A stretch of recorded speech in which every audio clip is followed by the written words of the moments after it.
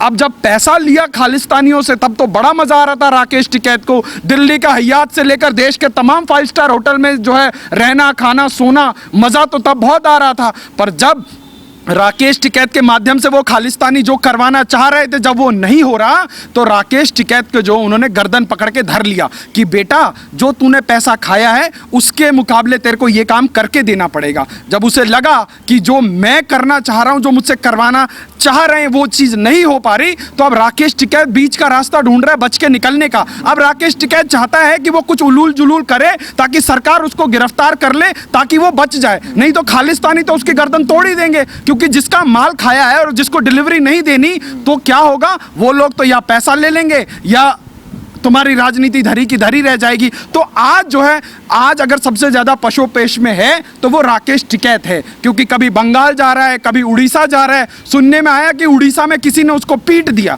और किसने पीटा? उसी के लोगों ने पीटा, और उसके बाद मीडिया में भी खबर नहीं चली। अरे भाई, दिल्ली में पिटता तो खबर भी चलती शायद, अब उड़ीसा में जाके पिटा है। यहाँ के 5 स्टार जो जर्नलिस्ट हैं उनको क्या पड़ी है कि उड़ीसा में टिकैत पिट रहा है, लात खा रहा है, गाली खा रहा है, घूंसे खा रहा है, इनको कोई नहीं पड़ी है। तो राकेश टिकैत के सारे प्लान फेल हो रहे हैं। अभी एक फोटो चल रही है, उसमें कहीं राकेश टिकैत कह रहा है मैं आत्महत्या कर लूंगा, कहीं कह रहा है मैं 16 राज्यों की बिजली काट दूंगा। क्यों?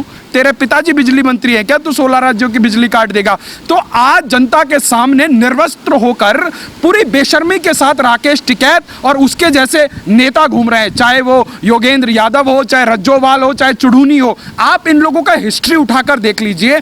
इन लोगों ने किसानों के लिए कुछ काम नहीं किया आज तक, और ये अचानक से जो है किसान प्रेम दिखाकर ये रातों रात कांग्रेस के जो है स्पॉन्सर्ड में, कांग्रेस के संयोजन से आज ये किसानों के मसीहा बने घूम रहे हैं। आज सवाल ये उठना चाहिए कि जब कांग्रेस के राज में, जब इस देश का कृषि मंत्री शरद पवार होते थे, आप हिपोक्रेसी की पराकाष्ठा देखिए। एनसीपी जैसी पार्टी इस बिल का विरोध कर रही है, और उसके बाद वो वही महाराज कृषि मंत्री थे, अपने मंत्री होते हुए देश के सभी राज्यों के मुख्यमंत्री को पत्र लिखते थे कि भाई साहब इस बिल को जो है लागू करना चाहिए। और उन्हीं का भतीजा बारामती एग्रो करके कंपनी चलाता है, जो है कॉन्ट्रैक्ट फार्मिंग करता है। और ये राकेश टिकैत जैसे दोगले लोग इस देश में लोकतंत्र के लिए खतरनाक यूं हैं क्योंकि पश्चिमी उत्तर प्रदेश के अंदर जो है गन्ने की खेती होती है, और जो गन्ने की खेती और जो चीनी मिल का तालमेल है वो कहीं ना कहीं कॉन्ट्रैक्ट फार्मिंग का बहुत बढ़िया उदाहरण है। आज मैं राकेश टिकैत से पूछना चाहता हूं, जिस गांव से वो आता है या जिस लोकसभा से वो आता है, उस क्षेत्र के 100 किलोमीटर के दायरे में एक ऐसा उदाहरण बता दे कि जहां किसी चीनी मिल ने किसी किसान की जमीन हड़प ली हो, तो राकेश टिकैत के आंदोलन में मैं भी शामिल हो जाऊंगा।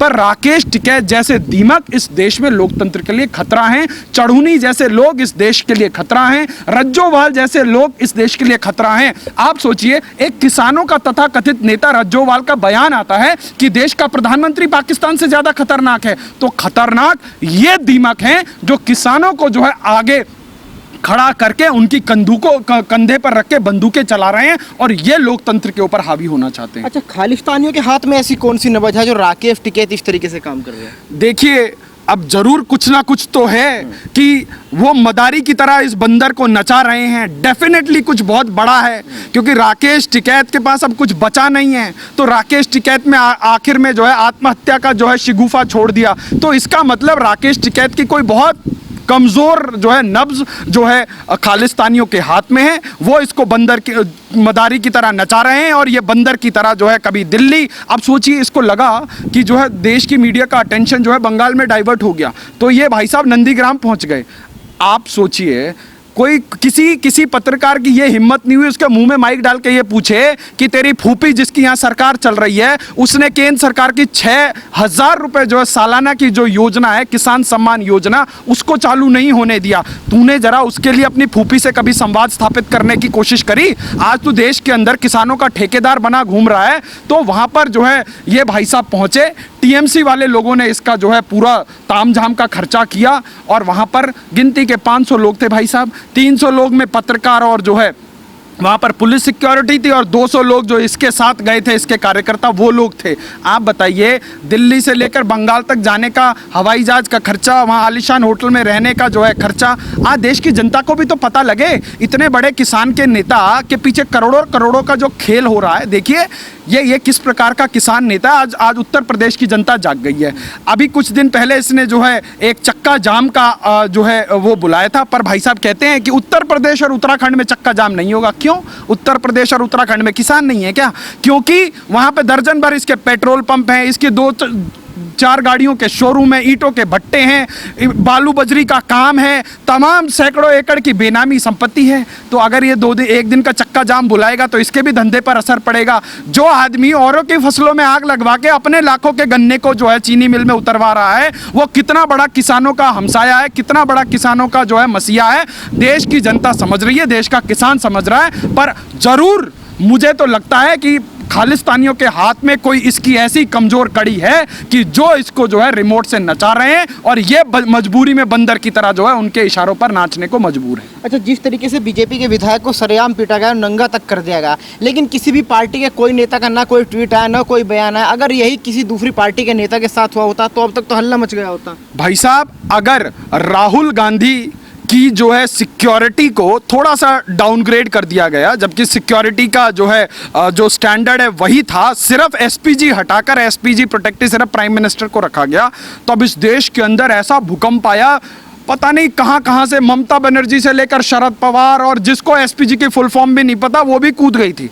आज भारतीय जनता पार्टी के एक विधायक के ऊपर इतना बुरा बर्ताव हुआ है कि वहां की पुलिस अगर चाहती तो आराम से बचा सकती थी। अगर कांग्रेसियों को लगता है कि ऐसा करके वो भाजपा के जनप्रतिनिधियों को डरा सकते हैं या इस प्रकार का जो है कायराना हरकत जो है पुलिस के संरक्षण में करवा के वो सोचते हैं कि देश की सरकार के ऊपर जो है कोई भी दबाव बनाया जा सकता है, तो मैं राहुल गांधी और उसके चेले को याद दिला दूं, इस देश में 2 दर्जन से ज्यादा राज्यों के अंदर भारतीय जनता पार्टी की सरकार है और हर महीने राहुल गांधी को जाना पड़ता है। और कहीं जनता के रोष का जो है कोप भाजन इन कांग्रेस के नेताओं को बनना ना पड़ जाए, क्योंकि जो फसल आप आज बो रहे हो कल आपको भी वही काटना पड़ेगा। तो ये लोकतंत्र के अंदर इस प्रकार की गंदी राजनीति को जो है जो आप कर रहे हो, इसको तुरंत प्रभाव से रोक दो, क्योंकि अगर आप इसको नहीं रोकोगे तो every action has a equal and opposite reaction, क्योंकि आप भी उसी राजनीति को कर रहे हो और आप इतनी गंदी राजनीति कर रहे हो कि जिसकी चर्चा भी करने लायक नहीं है। अगर देश के अंदर भारतीय जनता पार्टी शासित राज्यों के अंदर अगर भाजपा के समर्थक अगर आपको ऐसे दौड़ाने लग जाएं, मैं आपको दावे के साथ कह सकता हूं कांग्रेस का कोई नेता एक जनसभा नहीं कर पाएगा। अच्छा, जो कह रहे हैं कि किसानों ने पीटा, सवाल ये बनता है, वो तो कह रहे थे कि हम कृषि बिल का विरोध कर रहे हैं, लेकिन ये भाजपा का विरोध क्यों? अब तो साफ तौर से पता लग गया कि सीधा सीधा राजनीति हो रही है। देखिए, ये पहले दिन से राजनीति थी। इस देश के अंदर 10 जनपद वाली भूरी काकी ने कसम खा रखी है कि मेरे नाम के पीछे गांधी लगाए तो मैं इस देश की ऐसी बहू हूं कि मैंने इस देश को जो है खरीद लिया, अब मैं ही यहां की जो है अनडिस्प्यूटेड लीडर हूं। परंतु एक चाय वाले ने उसकी चूल्हे हिला दी और वो अपने संघर्षों से जो है इस देश की सत्ता तक पहुंच गया। वो अपने आप को प्रधानमंत्री नहीं प्रधान सेवक कहलाना पसंद करता है। तो इनको लगा कि हमारी जो है इतनी बड़ी जो कायनात चल रही थी, इसमें अचानक से कैसे एक गरीब घर से एक ओबीसी परिवार से आने वाला व्यक्ति कैसे अपने संघर्षों से यहां तक पहुंचकर कैसे हमारी सल्तनत को जो है हमारी दावेदारी को चैलेंज कर सकता है। तब से लेकर आज तक प्रधानमंत्री नरेंद्र मोदी को हर रोज एक अग्नि परीक्षा देनी पड़ रही है। 2019 से लेकर आज 2021 तक कभी जो है सीएए का आंदोलन होता है, कभी दलित के नाम पर आंदोलन होता है, कभी पूरे प्रदेशों के अंदर कहीं जाट आंदोलन करा दिया जाता है, कहीं जो है पटेल आंदोलन करा दिया जाता है। मैं आपके चैनल के माध्यम से आज देश की जनता के सामने एक सवाल रखना चाहता हूं। पूरे महाराष्ट्र को जो है मराठा आरक्षण की आग में झोंक दिया गया। 15 साल कांग्रेस की सरकार थी, कांग्रेस की आंखें फूटी हुई थी क्या नहीं दे सकती थी क्या मराठों को आरक्षण? और जो है केंद्र के अंदर 10 साल यूपीए की सरकार थी, क्या केंद्र सरकार गुजरात के अंदर जो है पाटीदारों को आरक्षण नहीं दे सकती थी क्या? किसने रोका था? हरियाणा के अंदर 10 साल कांग्रेस का शासन रहा, केंद्र के अंदर 10 साल कांग्रेस का शासन रहा, और उसी वक्त में रहा जब केंद्र और राज्य में समानांतर सरकारें चल रही थी। तो क्या जाटों को आरक्षण देने के लिए क्या मोदी ने गुजरात से रोक रखा था क्या? और मोदी के आते ही इस देश के अंदर ये सारा का सारा इस प्रकार का आंदोलन क्यों खड़ा किया गया? तो आज समझने की जरूरत यह है कि देश के अंदर एक विकास की राह पर चलते हुए देश के अंदर जो है एक अस्थिरता पैदा करने के लिए 10 जनपद से पूरा पूरा आशीर्वाद मिल रहा है। कभी पाटीदारों का आंदोलन, कभी दलित के नाम पे आंदोलन, कभी किसका आंदोलन, कभी किसका आंदोलन, और उसके बाद हिंदू मुसलमानों का आंदोलन सीए के नाम पे। आप बताइए, जब इस देश के मुसलमान से उस सीए आंदोलन का कुछ लेना देना ही नहीं है, भूरी काकी ने 10 जनपद में वहां पर रामलीला मैदान में जाकर बोल दिया कि आप सड़कों पर आओ, ये आर या पार की लड़ाई, और खुद भाग गई। आप सोचो, ये लोग, ये इटली से आए हुए लोग, ये इंपोर्टेड लोग, ये इस देश का, चाणक्य ने कहा था कि विदेशी नस्ल का व्यक्ति कभी भी आपके देश का भला नहीं चाह सकता। तो ये इटली से आई हुई अम्मा कभी भी इस देश का भला नहीं चाह सकती, ना उसकी पुश्तें चाहेंगी। तो इन्होंने इस देश के अंदर आग लगाने के अलावा कोई दूसरा काम नहीं किया। आप बताइए, 2009 में लोकसभा का चुनाव होता है, हजारों लाखों करोड़ के घोटाले, उसके बाद इनकी सरकार और बहुमत से आती है। क्यों? क्योंकि इन्होंने चुनाव से पहले 60,000 करोड़ों का जो है किसान का जो है एक कर्जा माफ करने का जो है एक कार्ड खेल दिया। उसके बाद फिर इनको जो है एक सर्टिफिकेट मिल गया 2009 से 2014 तक, फिर इन्होंने लाखों करोड़ों का घोटाला किया। परंतु देश की जनता जाग चुकी थी कि इस भूरी अम्मा को जो है अब नहीं बख्शेंगे, और उसके बाद देश के अंदर 60 साल से राज करने वाले कांग्रेस को ऐसी पटकनी दी देश की जनता ने कि उसके दर्द से गांधी परिवार आज भी कह रहा है।